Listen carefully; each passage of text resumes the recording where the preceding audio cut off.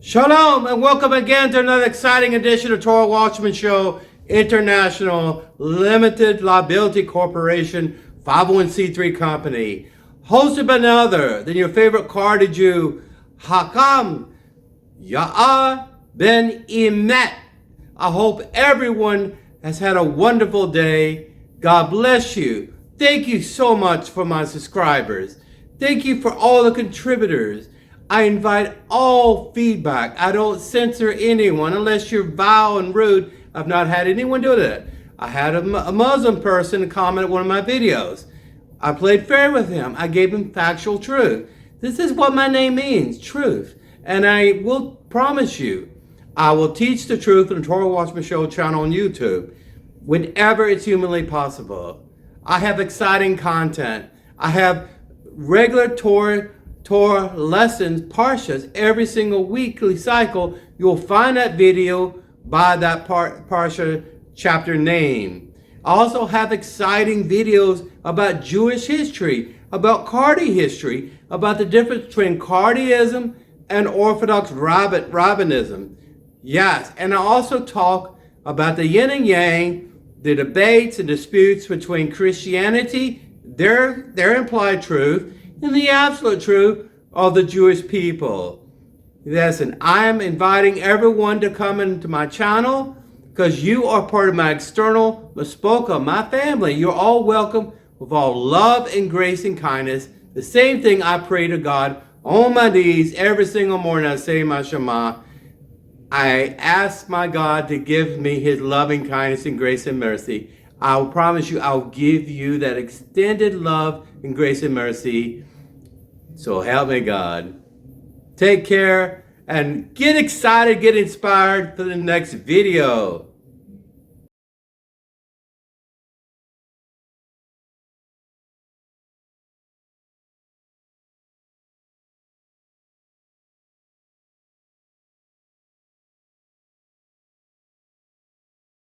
So reincarnation, Yeah, that's a the big carnation question. flower you put on.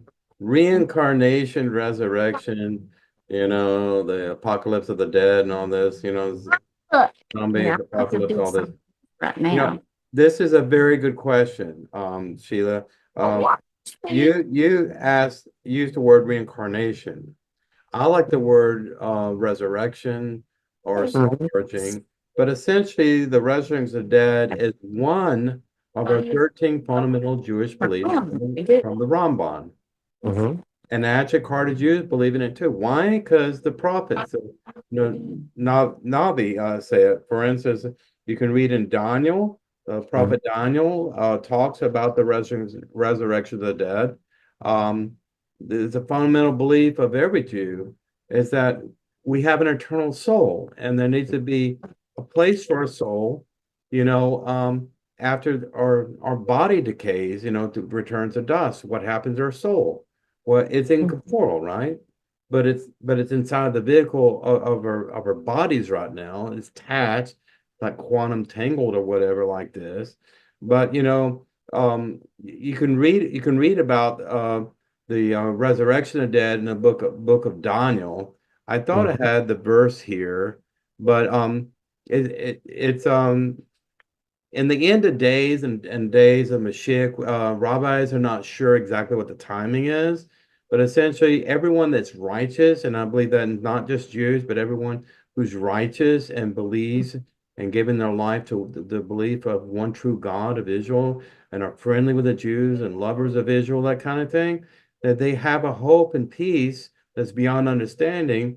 That, even though we sleep temporarily, we go to sleep with our ancestors and a Jewish cemetery. You walk in there, there's so much shalom there. And I brought my little daughter explaining to her that people just sleeping, you know. Yeah.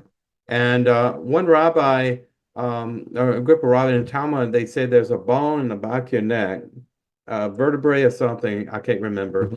But there's one bone in your back that's almost pure calcium, and it's very difficult to burn calcium. I don't know if you know that. Yeah. Um, I actually been to a crematory before when I was deployed in Japan. One of my best Japanese friends there, he died in a bad motorcycle accident, and And the Buddhist custom for his family, they would gather together and they have a ceremony called pick the bone. And all I saw was a skull and a few bones there. And, that's why in Chinese restaurant, it is taboo to take the chopsticks and go straight down. That's bad luck. Mm. You go at an angle. They usually use chopsticks for family members. They would take a piece of the bone and everything else and put it in a box, and then they would bury it. That's what they do in Buddhist countries, in Hindu, and is an Asian ritual for cremation. Every rabbi I know is strongly against it. I know some Christians, adapt that process, but it's done by heathens. In Japan, there's not a lot of space to bury the dead, right? In New Orleans, the Ninth Ward there is below sea level. You essentially pile people on top of each other in mausoleums. Yeah. But the point is that most rabbis say, well, if I die, you need to ship my body to Israel because I don't want to have to burrow in a tunnel underneath the Atlantic Ocean or whatever, and my soul and everything, whatever, and so I can be resurrected in the land of Israel. I actually read that. It's true in the Talmud. But the point is that this is our hope and our promise. You can see the implication of the resurrection of dead when King David was in complete shalom and he was dying. He was getting old and he was very old and he knew he was dying and he was trying to give his final blessings to his son Solomon and Bathsheba and everything else for the maintaining the kingdom after he died. And God even said before he died, he said no more. He said, I want to go to the land of my fathers. And even Jacob, in Egypt, he says, I want to lay down with my fathers, take my body to Hebron and bury me there. There was a peace, and Jews do not worry too much about dying. Do you find that surprising, Sheila and Scotty, that Jews worry much less about dying than Christians? Well, we've watched quite a bit of these studies, and yeah, I have to say I think we understand that because from the Hebrew point of view, it's about today and what we do today. It's not about that there's this magnificent, golden walkway and pearly gates and all this stuff. It's not about that. We're to do the best we can do today because he's going to, as long as we do the best we can do today, he's going to have us come back and we'll be a part of that. Yeah. And So there's assurances of that. There's assurances of that. I think it's one of the things that we really love about Judaism, and one of the things that drew us into that is the fact that it's like living out the Torah. Yeah, doing it today, now, not 7,000 years or whatever. Yeah, I mean that's really and being a good person today and concentrating on today, and I really think that was part of what draws us to Judaism. And honestly, the Jews, I might get emotional. The Jews have been a lot to me to see the suffering that they've been through, and yet you see them encourage other people. Yeah. And I will get emotional because it touches me. Yeah. The Jews are a lot to me, and the Hebrews, and it's truly been a lot to us. And we knew it was the right path, and we have the desire to let go of the old ways of doing things because, we just knew it was the right path. Yeah. And we know that we're, he's guiding us, and that, it just amazes me the light that they shine after all the suffering. Yes. Can you imagine? Before Moses died in literally the last chapter or so in the book of Deuteronomy, he was writing his last will and testimony, right? He was actually told the Jewish people about you're going to be exiled one day in other nations. You will disobey me. You'll fall away from me. Now, how could he say confidently, even God said it's time to go, Moshe, but how could he just confidently just go and lay down and die in that peace, knowing that when he died and if he'd be destroyed, and the soil and everything, the parasites or whatever, and that decay and all this, what peace can you have if all the promises you believed in all your life would just die with you in the ground? Mm-hmm. And even the Holocaust, a lot of people became atheists. A lot of people rejected God. A lot of people rejected Judaism initially, but there was a remnant that never rejected it, and they didn't blame God for it. It was just it was a circumstance. It was a unintended circumstance, of living in the wrong place, the wrong time, and then being caught off guard and that kind of thing. Did you know 600,000 Jews that died were children?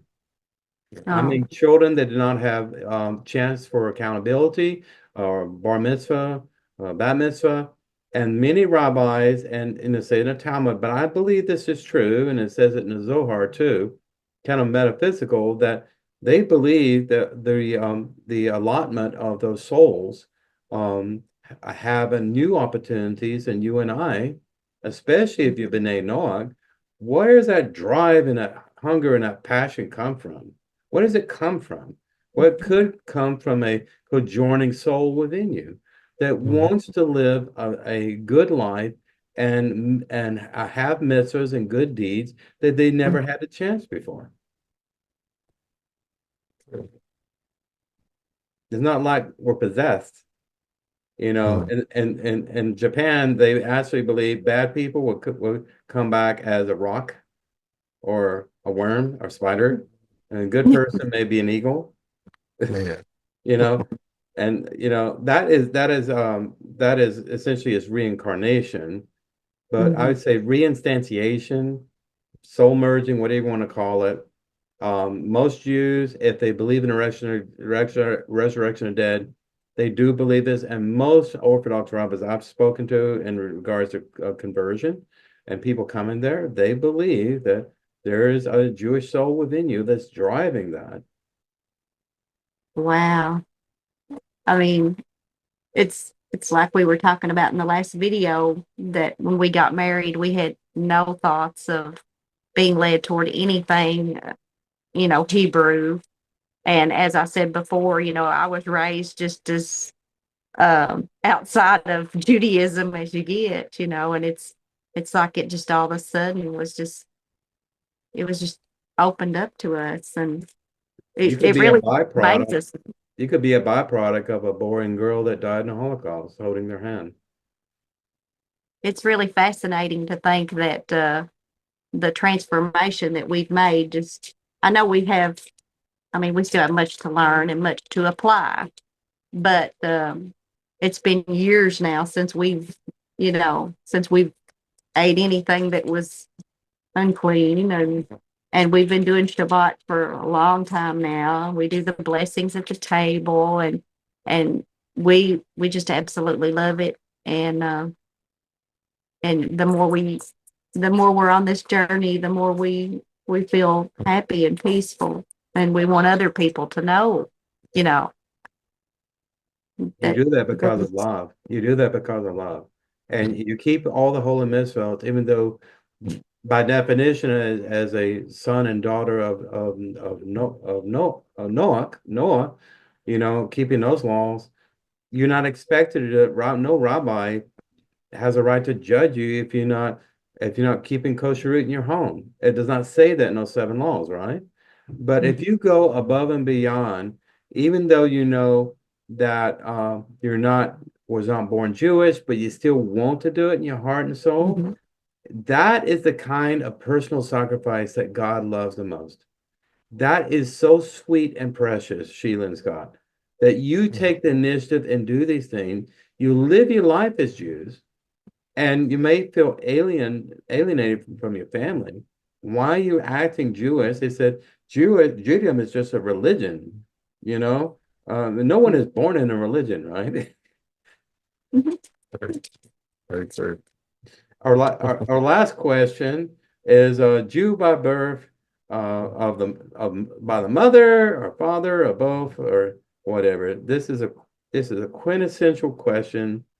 And I was surprised when I was researching this. I mean, I've researched it for quite some time, but what I found out today was quite surprising that the rabbis today, and it's in the Sanhedrin Tractate, I believe, they claim today that there's proof going back all the way in the Torah that being born of a Jewish mother makes you a Jew. That's what they said. Now, a person by the name of Rabbi Shimon bar Yochai, he lived first or second century, a common era, and he made this opinion, and it stuck and became Jewish tradition because everyone loved him, everyone respected him. He was a leader in Judaism at that time, the early time, back before you called someone a rabbi, Pharisees and Sadducees, all of this. But he made that conclusion based on Deuteronomy chapter 7, verse 4. Now, I'm going to read that to you quickly. This is, again, Moshe was speaking to the future generations of Jews living in the land of Canaan. He says, you should not intermarry with them, with the Canaanites, okay? You should not give your daughter to his son, okay?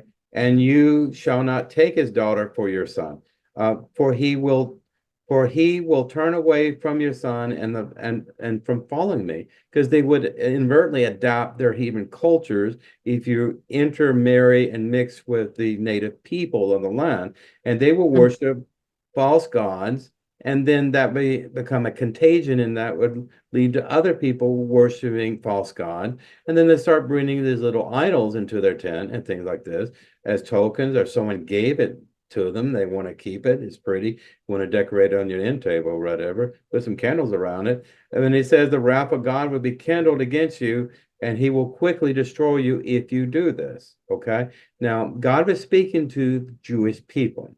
Okay. So, some reason this rabbi in the first century took this verse and ran with it, and essentially says that this is essentially talking about to make sure you keep kosher root, make sure that you keep the tradition of your monotheistic faith, that Jews should marry another Jew, and you're Jewish by birth forever if you're born of a Jewish mother. I had an Orthodox rabbi tell me about 5 years ago, when I was talking about Orthodox conversion. And he actually told me that if you provide me proof that your mother was buried in a Jewish cemetery, and that her mother lit Shabbat candles, that kind of thing, then I will prove you to be an Orthodox Jew. You've got to sit down. So how many Jews in the Holocaust were burned, without any remains? Think about October 7th. If you have all ashes left of your loved one, how can you prove that you're Jewish? And but my favorite story here is Pinchas. Either Pinchas or Phineas? Yeah. Yeah. You know who his mother was, right? Oh gosh. You should remember I that. know. We just talked about this not long ago. He remembers names better than I do. So I know the name. I know the name kind of refers to being from is it a darker color person, but I cannot remember. Midianites. Remember when Jethro Yes. came back with Moses' wife and kids? He probably brought a huge caravan with him. Mhm. Maybe some people with him wanted to stay with the God of Moses after hearing all those miracles in Egypt, right? Mhm. So essentially, back then they didn't have surrogate mothers, right? And they didn't have in vitro fertilization. What happens if your wife that you marry for life and she cannot bear you sons anymore, cannot have any more children? What are you going to do? You have concubines and things like this. And these are kind of pseudo marriage agreements with that. What happened is Eleazar, he was a Kohen Gadol, a son of Aaron, after Aaron's first two sons perished. But Eleazar, he fathered Pinchas through a daughter of Jethro, the Midianites, Ishmaelites, essentially. So she was definitely not Jewish. Yeah. So Pinchas, get this, Pinchas was born literally of a group of people, and his so-called stepbrothers would pick on him all the time. You come from those people that maintain flocks of sheep for heathen gods, and they would pick at him. They made him the water carrier. He never amount to anything, even though he was a Levite. He was a Levite because he was born of Eleazar, right? But God set that right, set that falsehood correct, right? What did God say? After Pinchas took that spear in his hand and he killed a tribal chieftain for committing idolatry against God and that plague and everything, he's the only one that did that. He took the initiative, like who took the initiative, Sheila and Scotty, to be where you're at today. I'm not encouraging you to go out and kill someone or avenge someone's death. I'm just saying that's what he did. And by him doing that and no one else, that's called zeal. Yeah. And by him doing that, God says, you will be a Kohen Gadol forever. Yeah. Yeah. Now, the way rabbis explain this, and they don't talk about Pinchas because it's really in your face against what they say to be true. They said, well, Jethro, when he came to meet Moses and all that, he converted to Judaism. That's what they said. Of course, Jethro, had a nice talk and recommended the appointment of city judges and all this, but he left, right? He said, I'm going back to the land of Midian. I've left. He left. And there's no indication whatsoever that he stopped being a Noahide, per se. I'm sure he left paganism behind, but there's no indication at all that he wanted to join tribal Israel. At that time, there was only one Jewish organization or nation there, and it was in the wilderness at the foot of Sinai. So there's no indication whatsoever that any of his daughters, his granddaughters, they intermarried with Jewish people that time. The Ishmaelites, Midianites, that they converted to Judaism. There certainly weren't three rabbis there to say amen about it. So, in the census record, and I'm sorry for being long-winded, the census, it's always counted against military-age men, right? Every time, 600,000 people that are battle ready. They did a census before the Jews, I believe, left Egypt. They also did a census several other times with a half shekel or something, and even King David called a census too. But it was always men, and men controlled the land, they controlled the property, they controlled the wills and the disbursement of everything they would leave to their families, with the exception of one incident with a group of daughters. Their father died, and they allowed God allowed them to get their father's land back or whatever entitlement was that they intermarried in the tribe of Manasseh. But I'm just saying is that every census, every record was always led. It's always Ben David, right? It's always Ben Abraham, Ben Ezekiel. It's always been something. It's always that. So the Cardi Judaism believes that you're Jewish if you're born to a Jewish father, not the mother. So if you come to them, you go to a Cardi shul and they say, are you Jewish? He said, well, my mother was Jewish, but my father, he was Polish or something. They said, well, if you want to join us, you're fine, but you need to go through our conversion track with that. But if you provide proof that your father was born Jewish or a Jewish grandfather and that kind of thing, they accept you. Why? Because the Torah is very clear about this. The rabbis have created all these additional laws so they can maintain authority over people's lives. George Soros was born of a Jewish mother too, but what kind of man is he? Oh gosh. Yeah, he's probably one of the worst, I would say. I think when the doctor saw Has there been a later occurrence that they started saying going through the mother? Did it go before always through the father and then lesbian? Can you repeat your last question? The network froze. Oh, okay.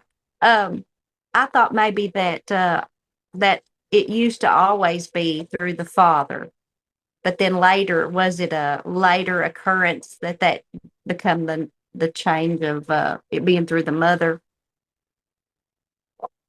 Yeah, it was a later thing, and the problem was it was just 2,000 years ago. A lot of men were murdered. They died in battle, and there was not a lot of men to go around. They had women, and but think about rabbis today hope for the end of days as far as in respect to the Mashiach, the coming of Mashiach, the restoration of the temple, and et cetera, right? They hope for all these things, right? But how many, they're looking for a descendant of the priest Zadok, you know? What if they had a descendant of Zadok today, but that descendancy was from the father and not the mother, and they just disregarded it? How many Levites have they discarded because there was not a Jewish mother, per se? Just think Wow. about that. Yeah. Just think about that. I Mm. mean, I try to think about these things logically, pragmatically, and just common sense. You read the Torah and God. Why does God have to say you're only Jewish if you're born of a Jewish father, or you're only Mhm. Jewish if you're born of a Jewish mother? But through happenstance and just raising generations of tribal Jews and land inheritance and all of this stuff, you see very clearly the women didn't go to war back then. The men went to war and their descendants went to war. They're always the men and the boys and everything else. Only the Levites were men, right? It was all Mhm. wrong or right. That's just the way it was. Adam was created first, then Hava was Yeah. created second. This is about roles and responsibilities. It's not about prejudice or inequality of sexes. Yeah. Yeah. Well, I'm out of questions. Do you have any other concluding remarks, or did I address everything that you raised? Yeah. Yeah, I believe you did. I believe that really has opened our eyes to and helped Yeah. us understand. Because a lot of times, a lot of the information you get, like you said, the rabbis and the Orthodox, the ultra Orthodox, it seems like they really have like almost a monopoly on how information gets around. And like you said, also even with the food issues, they've got billions of dollars in that, so they Yeah. kind of take a control of it, and it really, like you said, we just need to read and take it as it says, and read it as it is. I mean, that's so, like you said, common sense. So yeah, Amen.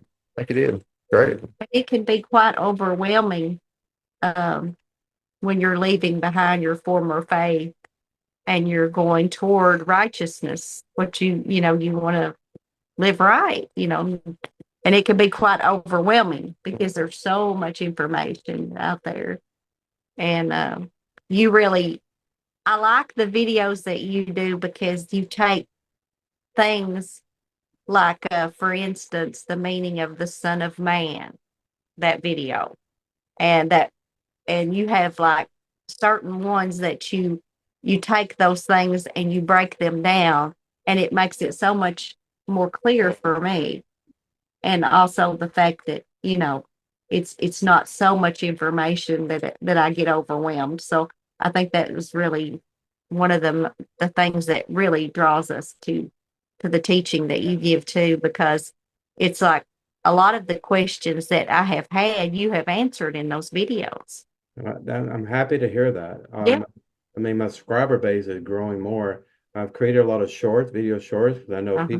most people suffer from epic attention deficit disorder. You know, Yeah, And I'm not that's just what yeah. it is. saying, Today's world is very much in yeah. that. And I'm not just saying that because you can do a really wonderful, deep teaching with a lot of information, but then you have some but it's never hard to understand. Even the ones that you have pretty well loaded. And I can tell you're a lot like my husband. He can tell you history and it doesn't come as easy for me, but he remembers both of you are kind of similar in that. And even though it's a lot of information, it's in a way that it makes it easier for me. It's a journey, right? It's a Yeah. journey. And why Yeah. not have fun? Why not Mhm. shouldn't learning be fun and not stressful?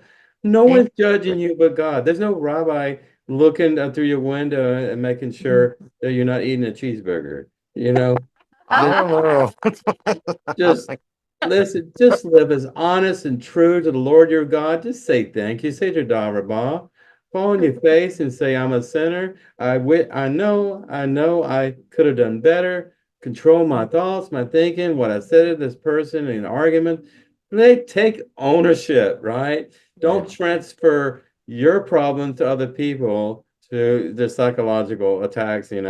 I tell my wife all the time, I'm sorry, I'm angry today and upset because it's not about you. It's just me, and I apologize.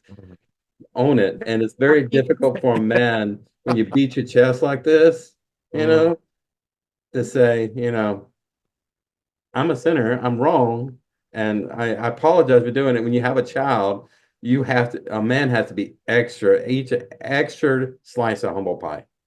Yeah, I totally agree. But God bless your home. Shalom Aleichem. I hope we can do many more videos like this because I love talking to you. And by the way, Sheila, I love your accent. I love your accent. I People can't keep help picking it. me about my accent. Just can't help it. It's just who I am. It's wonderful. It's wonderful being you and have self-esteem and that you love yourself. I encourage you to love yourself. And I see your best friends. You're almost like a brother and sister. It's just like my wife. We're almost like brothers and sisters. Yeah. Because we're beginning to think a lot the same. And we Yeah. don't really argue a lot. We are compatible. I don't like everything she likes and everything. And I don't get in her way and tell her and micromanage that. But I want her to listen to me. More important, I need to listen to her. Right? Yeah. Because, she is, if I'm the head, she's the neck of the family. Oh my God. my. That is so odd you say it. My mother used to say that all the time. She said, your dad may be the head of the family. She said, but I'm the neck that turns him. I cannot believe you just said that. I was like, She'd I'm never from heard the that South. before. I heard that. oh, And that's a wow. Russian thing too, by the way. Mhm. My wife's Yeah. Russian. Yeah, that I was amazed. It might be the mom may have Russian. Well, good Goodness. night. Lila Good Tall, night. sweet dreams. Lila, Thank Do you your so much. Shabazz. Take care. Have a good one.